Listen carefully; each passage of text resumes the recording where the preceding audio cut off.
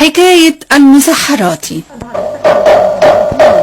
شخصية المسحراتي مرتبطة في أذهان المصريين بفرحة قدوم شهر رمضان.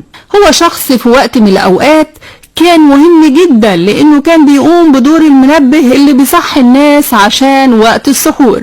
صوته عالي ومنغم عشان يقدر يصحي كل الناس اللي في الشوارع والحواري القديمة.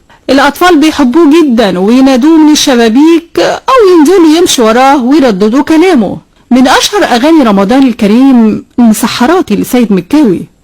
الأغنية دي هتفضل في أذهاننا كلنا سواء كان في مصر أو الوطن العربي كله. سيد مكاوي اتميز صوته بالسلاسة عشان كده الناس حبته. المسحراتي كان بطبلته بيطوف في كل أحياء القاهرة ويقول: اصحى يا نايم اصحى وحد الدايم، وقلنا ويد بكرة إن حييت الشهر صايم والفجر قايم، اصحى يا نايم رمضان كريم. الكلمات المميزة دي للشاعر الكبير الراحل فؤاد حداد، كلمات سهلة وبسيطة بتعبر عن الروح المصرية الأصيلة. واصحى يا نايم.